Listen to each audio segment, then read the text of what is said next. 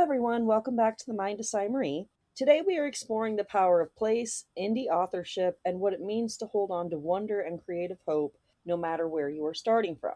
My guest today is an author joining us from Northern Ontario, Canada, connected to us through the wonderful author network of Jessie Hartnet, who was a former guest I just had on a few months ago. She brings a grounded, quiet resilience to her craft, embodying Oscar Wilde's famous sentiment that even when we feel down in the gutter, we are still staring at the stars. Emily Andrews is here on the Mind of Sai Marie to talk about her writing journey, the beauty of regional storytelling, and finding your literary voice from the margins. So, Emily, I just want to say that it's an absolute joy to welcome you to the Mind of Sai Marie today. Big fan, so I'm really happy to be here. Thank you. Awesome. So, to get us started, tell us about the origin story of your writing journey. How has living and creating in Northern Ontario influenced the backdrop, mood, and heart of your stories? Well, as most writers, I am a big reader. My mom made sure that that was one thing that I would get into because she loved reading as well. And we would have afternoons where we would just sit and read together. And that's where I fell in love with storytelling. And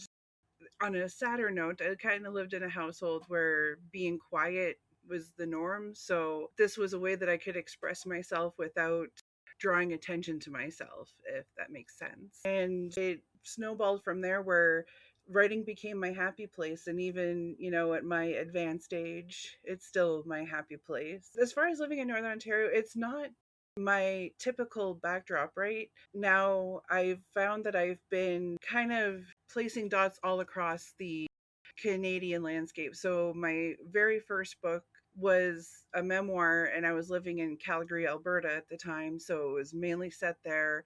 The novel I just released a couple of days ago is set in Northern Ontario. I also did a book or co-wrote a book of short stories that's set there as well, but the book I'm writing now is set in Montreal and a couple of small towns in Quebec. So I'm trying to utilize all parts of our beautiful country. That's awesome. So you came to the show through a recommendation, as I said at the start, which speaks so much to the strength of author connections. How has community, peer support, and literary mentorship shaped your growth as a writer? Well, one of the first things I did when I moved to Northern Ontario was find out about writing groups, and I found out about the Sudbury Writers Guild. So, being a part of that, I'm not a part of it right now just for time's sake. Unfortunately, life does get in the way sometimes. But that was a great first step in creating that community. And as much as I'd like to think I can do this alone, you can't. It helps to at least have that creative energy around you. So the more people that you can surround yourself that you and you sometimes it is hard to find your people. Once you find your people, that energy that you create, even when you're just sitting in a room silently together, is unmatched by anything else you can do in your creative life. And I hope to pass that on to other people as well. So September 5th, in my little part of the world, I'm hosting an indie book fair, and I have a couple of indie publishers, but it's mostly just indie authors, self-published authors, coming together, sharing their craft. We'll also have the authors doing some seminars to bring other people in and hopefully inspire them as well to do art and make people realize that they have a voice that they can use. And as I grow this thing that I'm doing, I hope to involve more community organizations. I want to use art to bring people together, and I'm really excited. That sounds like a really amazing endeavor. Your signature features Oscar Wilde's timeless quote. I noticed that specifically. I may be lying in the gutter, but I am still staring at the stars. That contrast between raw struggle and persistent wonder is striking. So, how does that philosophy manifest in your characters and the core themes of your work? Well, it starts with manifesting in my life where, you know, feel like we're in the gutter. And I don't think we notice that we're still staring at the stars until we need to get up and do the next thing. So for me, it's not so much about having blind hope as opposed to maybe just having resilience. And I hope that I imbue that in my characters that, the world might not be going the right way. The story is taking a awful downturn, but that sense of resilience that you can keep going because there's just that tiniest of little glimmer, and sometimes that's all you need is just a flash, and it'll keep you going. And it happens in real life, and I hope I do that. No matter how tragic my stories get, they still move forward. I love that. That's really a beautiful way to look at things. So, writing outside major publishing capitals like Toronto or New York often forces authors to forge their own distinct paths. What are some of the unexpected freedoms and the challenges that you've experienced as an author based in a smaller northern community? Well, one, it feels like you're screaming into the void when you're in a smaller community. And it is harder to get out there because once, like, I know there's another author that I used to sell with that he refuses to sell in our community anymore because he says everyone here has read my books. So there's no point in me continuing. And to be fair to him, he's been selling for like 10 years. Like he's been an author for quite a long time. So that is one of the unique challenges is there is at one point everyone's going to read your work. On that same note, though, and this is another author who I actually co-wrote a book with. There's a small little town that he's from that's just outside of where I live, and it's called Capriol. And he releases something about once a year, and every year they come and buy his book because it's Matthew, he wrote a book, I'm going to buy this. And you can develop that kind of goodwill in your community. People get to know your name, people look forward to seeing you, people will want you at their events. So the more you get to do a little more networking, and the networking is easier because you're not you don't say, oh, I can't go to this area because it's just so far out of my reach. It's just everything is there for you, and if you can't get to one place, you'll find someone who'll be able to take you. And there's a lot of goodwill that can come from living in a smaller area. So obviously it's going to have its tribulations with everyone read everything, but if you rest on your laurels, that's how it's going to feel. If you just keep moving forward and always have something new to offer, or at the very least have something that you can help with. So for example, one year I helped with a word literary festival we have out here called Wordstock. Now it was great, and I hadn't released anything in a while, but people will still recognize my name and realize that I'm wanting to put myself out there in the community, which will bolster anything that I want to do as far as my writing. Selling isn't my primary thing. I want to be known in my community as someone who's being helpful. And I hope that with the writing, people will realize what my message is and it'll all come together. The physical isolation of northern landscapes can be both a creative sanctuary and a barrier. So, my next question is, how do you navigate the quiet solitude of writing while building warm, meaningful connections with readers across the distance? I don't want to give it too much credit, but man, social media can be a great thing sometimes. Just being able to share video, share posts, answer people's comments, answer people's questions, create connections either through events or just mutual interests. You can I do believe community connection being at farmers markets, festivals, things like that are the primary way to kind of burst out of that isolation and create those connections, and not just surface level but meaningful. These people are my peers and I'm not alone in the world connections. But to go further from outside the community, social media with all its flaws has been kind of perfect for that. And it's sometimes hard to ignore the ones who are leaving the bad comments or saying the things that you don't want to hear. And you don't if there are any writers listening, do not read your reviews.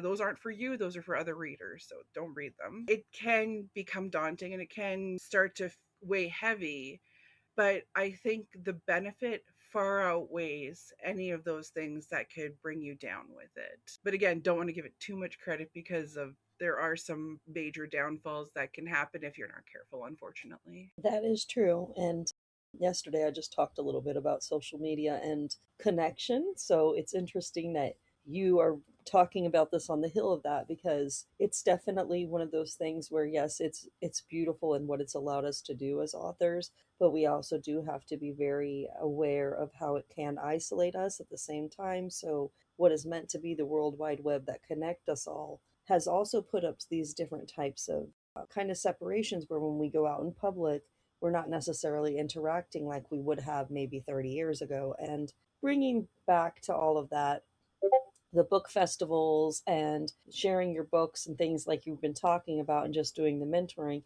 is kind of a way to really further enrich those relationships and, kind of contribute to the world. So I love that you are, kind of seeing both ends of the spectrum and finding a little bit of a middle ground that I think a lot of us could really take that bit of wisdom and run with it in our own lives and careers. So moving ahead, your writing touches on resilience and endurance. How do you approach crafting narrative arcs that acknowledge life's genuine hardships while still leaving readers with a sense of light and redemption? I've been thinking about this because I don't write happy endings, and I never really did because it's not me, and I don't want to say it's fake because it's not fake, but it's not part of the narrative that I want to create. That being said, no one in my books ever quit. No one in my short stories ever quit. They just somehow pick themselves up, and no matter what has happened, what kind of trauma has happened to them, they're on the next day living life like a regular person. And I think that it kind of it go and until I really thought about it, it does go back to the Oscar Wilde quote that no matter how bad it gets, and it can get so bad for so many people, we keep going. And I think that's kind of a beautiful thing.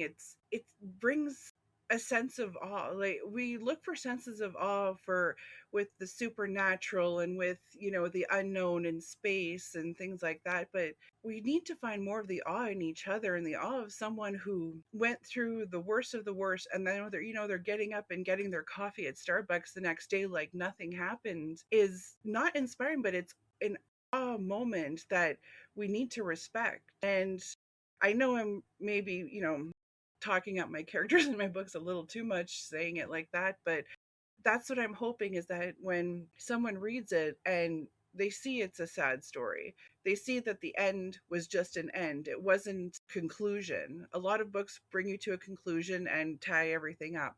My books just end. The story started in the middle of someone's life and ended in the middle of someone's life. And then the next day, that character is moving on and doing something else, just like we do every day. So I don't think I have as much hope as I should in other people and in life, but I do truly believe that we are stronger than we give ourselves credit for. That makes sense. So, as you continue to listen to fellow authors and immerse yourself in creative conversations, how has your perspective on what makes a story successful shifted over time? I think the idea of successful is wanting. There's no more success. It's connection now. So the stories that create connection are the ones that are honest. They're the ones that touch your heart, and they're the ones that make you want to get up and create something yourself because it was inspirational. And I guess that's a little sad if you think about it, but it's just we're oversaturated now. So if I think like a visual artist would have had to, so they're in Northern Ontario, they would sell to Northern Ontario, and they could become successful in their bubble. But now that visual artist makes a painting and they're competing with everybody on Etsy and everybody on Instagram, and you know like, there's just so much out there for people to consume, which on one hand is great because that's a great way to find your people, but at the same time you become a speck. So I actually have a radio show out here that where I interview artists, and I call it Noise in the Void because that's how it feels. It feels like we're in this big black hole and we're screaming to no one sometimes. And how can I put that? But we still do it. We still do it because we crave that connection. We crave as writers, we crave that connection with our readers. As readers, we crave that connection with the writers.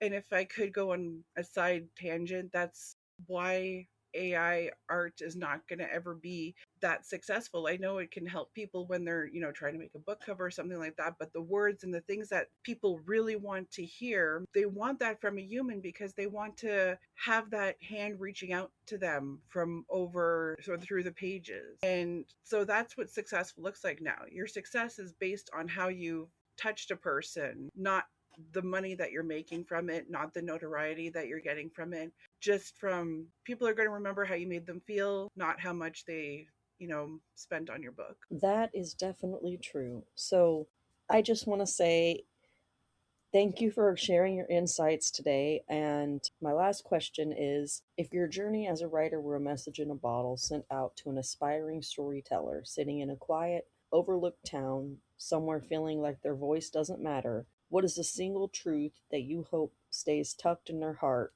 to leave with them today? Well, if I may say, this is an absolutely beautiful question. So kudos to you on that. I would say you know you. And the reason I say that is you know what your capabilities are, and you sometimes you won't know your capabilities until you try it out. But don't try to be someone else. Draw inspiration from people. Draw inspiration from Margaret Atwood and Stephen King and all them. But don't ever be down on yourself because you think, I'm never going to write like them. You won't write like them. That's the kind of beauty of it. You're going to write like you. So you need to bring yourself to the table. And it's so scary. I know it's so scary to say, this is me. And, as they say, rip your heart out and put it on the page and say, now judge me for this. But it is so worth it in the long run. So just do you and know that everybody has a different process when it comes to writing. I'm a patchwork writer, and I didn't realize that till I stopped writing short stories and started writing more long form content. So I can't write a story from chapter 1 to chapter 10. I just can't. I write a little bit of chapter 1, a little bit of chapter 5, a little bit of chapter 10, a little bit of chapter 2, and I write all over the place. And I write in circles until it comes into a linear form. That's my process. You might want to sit down and write down your outline of, I want A, B, C, D to happen, and then you just follow that. And that's your process. But don't think that you're doing it wrong. There's no one way to create art. Just you be you. Absolutely, completely agree with that. Again, Emily, thank you so much for sharing your journey, your heart, and your unique perspective with us today. Your work is such an inspiring reminder to keep looking up at the stars no matter where you're standing. Thank you so much again for having me. I appreciate it. To everyone listening, be sure to check out Emily Andrews and follow her journey as an author. I will, of course, have links to those things in the show notes description. And as always, thank you for listening to the Mind of Sai Marie. Remember, the mind is the most important story that we'll ever tell.